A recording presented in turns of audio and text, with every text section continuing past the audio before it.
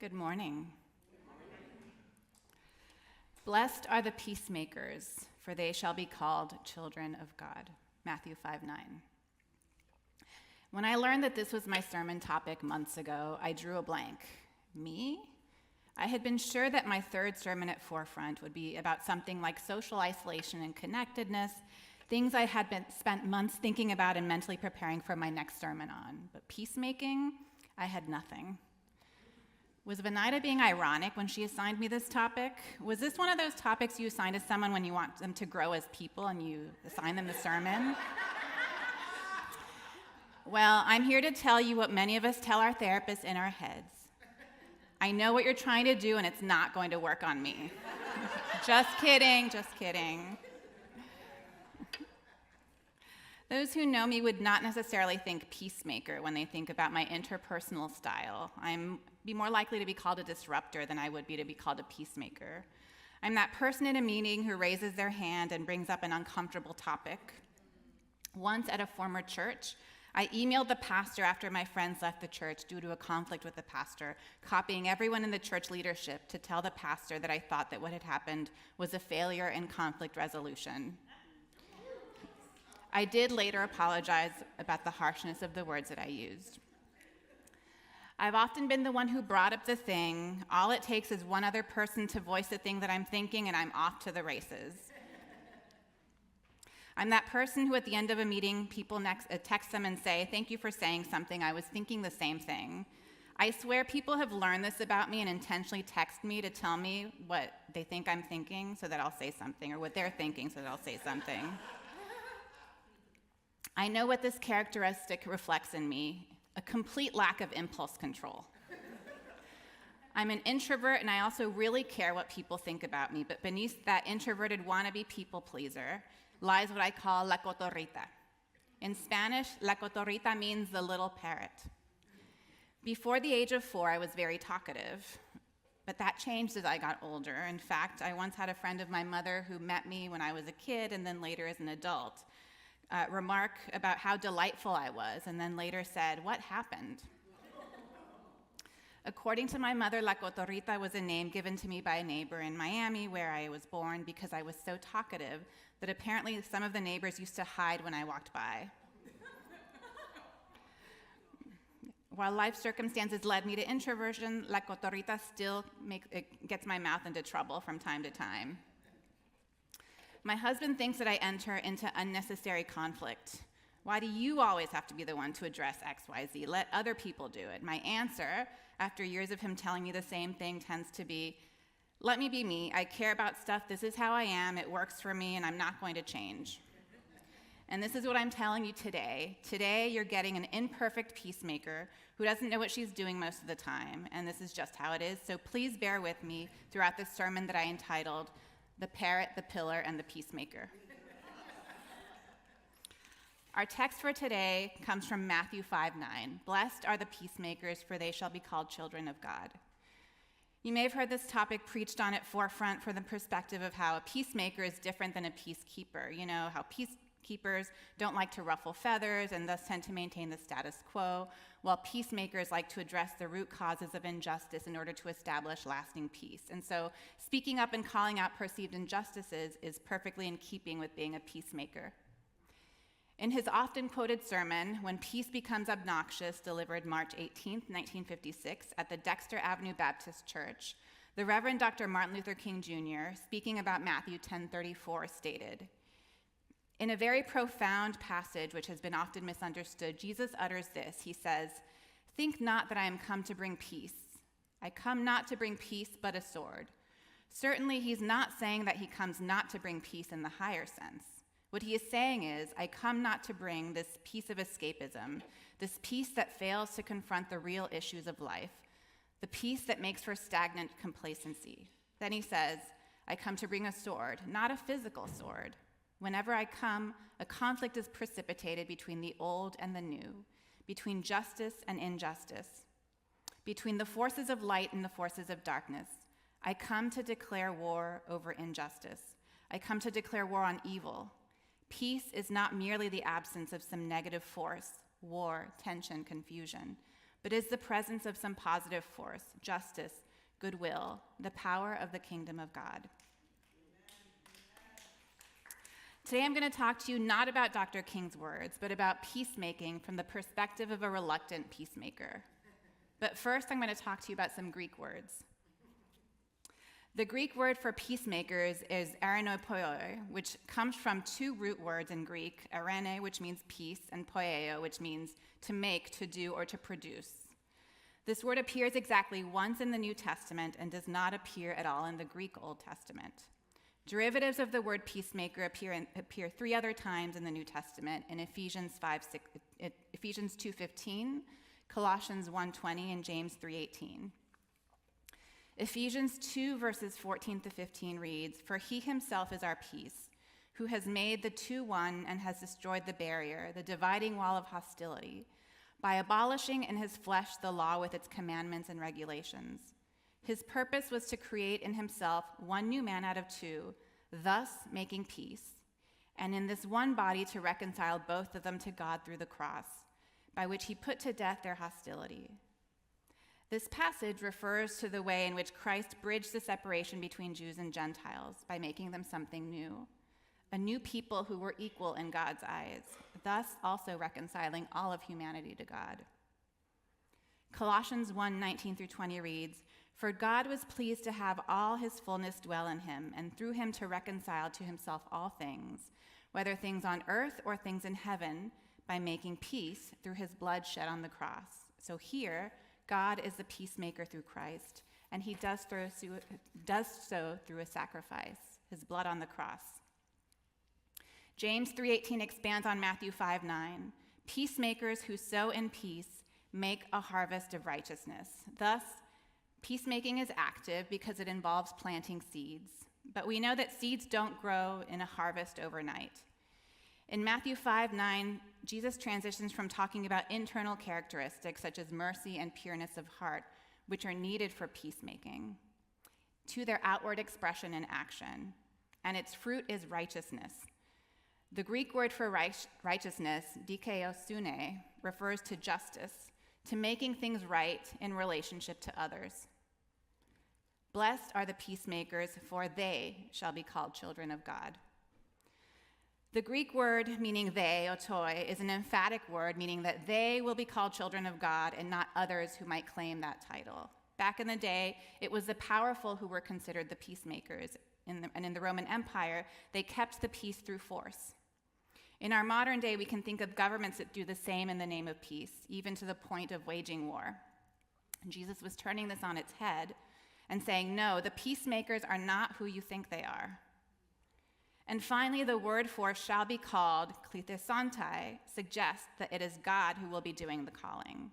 This word occurs twice in the New Testament, here and in Romans 9:26, where Paul reconceptualizes some passages from Hosea reflecting the spiritual restoration of Israel to reflect ways in which God calls people who were not his people, that is, the Gentiles, children of the living God. "Blessed are the peacemakers, for they shall be called children of God." So some things stand out here as characteristics of peacemaking. First, peacemaking is action-oriented. Peacemakers sow, they plant seeds that make a harvest of righteousness, and an outcome of peacemaking is righteousness. God made peace, reconciling both Jews and Gentiles into one by getting rid of the rules that separated them. So one aspect of peacemaking involves reconciling groups once considered enemies, as in love your enemies, which Jesus goes on to talk about more in the Sermon on the Mount. Matthew 5:43 reads, "Love your enemies and pray for those who persecute you, that you may be children of your Father in heaven." Ultimately, this reconciliation requires love. Disrupting the status quo. God's peacemaking involves changing the rules. Peacemaking took sacrifice, in this case, Jesus' blood shed on the cross. Peacemaking takes time. You sow seeds that will ultimately yield a harvest of righteousness. Peacemakers are designated by God as children of God. Therefore, they embody God's character. And finally, God recognizes peacemakers even when others may not. We all know that peacemaking is complicated, even more so in an era where we deal with conflict by retreating to the places where we feel safest, among people who see things the way we do or agree with us ideologically, by interacting with each other in social media sound bites, and where we dehumanize each other by reducing each other to things like the political positions or beliefs that we hold. Our society is set up to pit in-group against out-group. We do this even in the church when we declare ourselves a different kind of church, not like them. Even our sports are set up this way. Many will be watching this afternoon's World Cup final, happening at MetLife Stadium, with strong feelings about which team should win, and if you're like folks in my family, which team FIFA has already decided should win.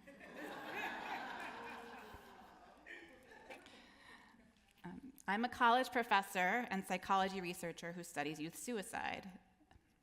A few years ago, I gave a sermon at Forefront in which I mentioned a paper I co-authored with 3 of my colleagues on confronting racial trauma in academia. The paper finally came out this past March. Yes. I wrote with 3 other Latinas who'd been previously part of my research lab as mentees, and the title of my section was called A Pillar in the Storm, and I want to read to you from it. A few years ago, I began to imagine hurricane-force winds blowing around a solid pillar, a pillar that didn't move and that held up something, but wasn't sure what that something was, no matter how strongly the winds would blow around it or the devastation caused in the wake of the storm. That pillar stood strong and unmovable. Those winds represented many things, but about 4 years ago, I began to hold the image in the context of stepping into leadership in a program still recovering from the consequences of a faculty member long gone who was found to engage in misconduct, confronting the systems that enabled him to cause harm, reflecting on ways I might have accommodated that system while at the same time being encouraged by my predecessor to change the culture of the program. It was at the end of a second turbulent year in leadership that I began to envision myself as the pillar, braced against the wind but still unmoving, not quite certain how I had not been blown away amidst the stormy chaos, and hoping that I wasn't simply in the eye of the storm and it wasn't just a matter of time for the winds to overtake me too. Several years ago, in the fall of 2021, I took my turn being the head of a psychology doctoral program at my institution. The program had just received its initial provisional accreditation by the American Psychological Association, was coming out of growing pains that come with starting something new, and was recovering from a period of time that was marked by a very prominent faculty member who had allegedly engaged in serious misconduct over the course of a decade, and ultimately resigned from the institution. When I started as training area head, it was with lofty ambitions of putting my stamp on the program, making sure that we were a place that trained leaders from diverse backgrounds who would push our field forward. Diversifying the U.S. biomedical workforce has been something that I've been very passionate about since starting my career as a college professor. I'd spent about 10 years overseeing federally funded programs to help students of color and from other underrepresented backgrounds who wanted to go to graduate school and engage in research careers do so. What I learned from those experiences is that academia takes an assimilationist approach to diversity, such that rather than changing systems to welcome more people, what we do instead is teach students of color how to swim against the current, and those most able to do so to assimilate survive. Inspired by these experiences, in January of 2019, some colleagues and I started a network of researchers called the Youth Suicide Research Consortium, whose goal has been to diversify research on youth suicide in my field, a field that has tended to have more of a focus on adult white males. This was our way of trying to incrementally change systems. These leadership roles taught me a lot about how change happens and the sacrifices that you make along the way. Within the first few months of being the head of the doctoral program, our very experienced co-founder and co-training area head, who had promised to mentor me through my first year in the role, stepped down abruptly and left me and another faculty member who stepped in to run the program on our own. She had her reasons for stepping down, but still, I was left feeling that I had taken this role under false pretenses. When I gently confronted a colleague whose student claimed they were abusing their power in the lab, this caused a rift in our relationship. Meanwhile, I realized that while we spent 90% of our faculty meetings talking about how to make things better for our students, the students didn't think we did enough, as was evident in a town hall meeting in which the students aired out all of their grievances. This, in turn, made some faculty members decide that doctoral mentoring was not for them anymore, because this generation of students was coddled. I represented the faculty voice in situations in which I disagreed with our collective decision, but it was still my job to communicate and give rationale to those decisions. And when pushback came, I took the blows and spent hours crying afterwards, my husband comforting me and saying, "No job should do this to you." When I used my role to intercede on behalf of a student to allow overturning of a faculty decision about the student that I believed might have been the wrong one, there would be murmurings that I had failed to adequately represent our faculty voice. I'm not saying all of this so that you'll feel sorry for me. I've made my fair share of mistakes in leadership positions. Also, the good parts of my job far outweigh the bad parts. I'm saying this to you so that you'll understand why I am a reluctant peacemaker. Being a peacemaker often means trying to understand the points of view of very different people, living in that constant tension between peace and disruption. But as my friend Jovi recently pointed out, navigating that tension between peace and disruption may ultimately make one steadier. In that chapter where I talked about the imagery of the pillar in the storm, I also wrote the following. I've pushed back against the dominant academic culture by using the advantages afforded to me by my position to speak up to protect others from harm or to advocate for change when I've had the opportunity to do so. At times, I've been the only person in the room to advocate for a student when others did not believe they were capable of successfully completing a doctoral program. I've also raged in righteous indignation when my students' abilities were questioned, or when a lab member was mistreated by another researcher in my field. Sometimes speaking up has led to change. Occasionally it has been met with indifference. Sometimes it has led to conflict, even with other faculty of color. And in one extreme case, I was served a cease and desist letter by a senior researcher from a higher resource institution, and a story for another day. In almost all cases, there has been an emotional cost and the potential to find myself isolated by the dominant academic culture if I agitate too much, and by those who have been harmed by the system, because no matter how hard I try, what I do may not be enough, but I continue to speak up. Maybe it's La Cotorrita in me breaking through the demeanor of the shy student who became an introverted college professor. Or perhaps it's the underlying faith, not always unwavering but ever present, that has guided my life.